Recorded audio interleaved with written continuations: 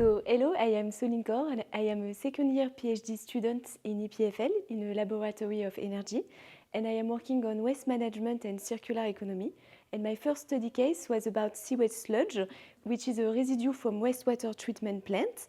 And I wanted to see how can we treat the sludge, because sludge is a very hard waste to treat. There is lots of water in it, so it's very energy intensive to treat it because you need to evaporate the water. And there is lots of viruses and pathogens, so the way to treat the sludge are very limited.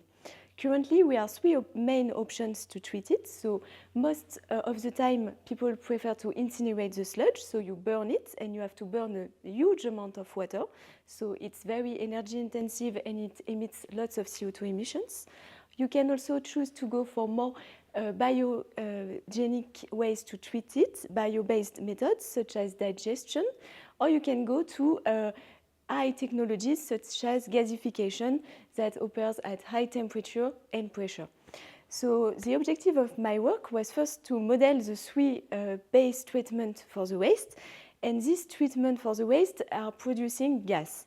And I wanted to see what we can do with this gas and what are the costs of treating the waste this way, and what are also the environmental impacts, so in terms of greenhouse gases emissions, but also in terms of human health, because there is lots of sludge, of pathogens in the sludge, and fossil use or other endpoint impacts from the life cycle assessment methodology.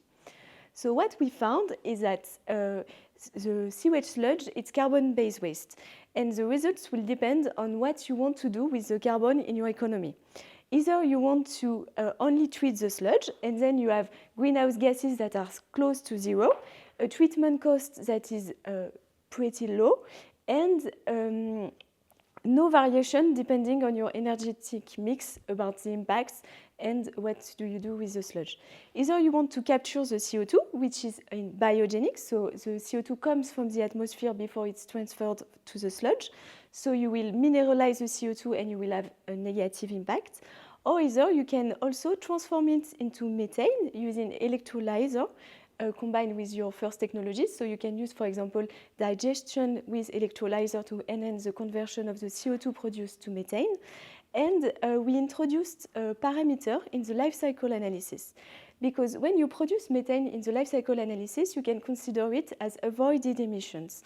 So you are considering that you are replacing fossil fuels by this methane that you are producing from biogenic carbon. So when you inject this methane in the grid, in the energy system, you are not effectively all the time replacing fossil methane. Sometimes you just consume more methane, so you add more methane. Or in 50 years, maybe you won't have any more methane if our energy system is decarbonized, and then the impact will be very high. So we wanted to add this parameter that goes from 0% replacement of the fossil methane to 100% to show that maybe in the future, or depending on what you do with the methane, the decarbonized way are not always decarbonized.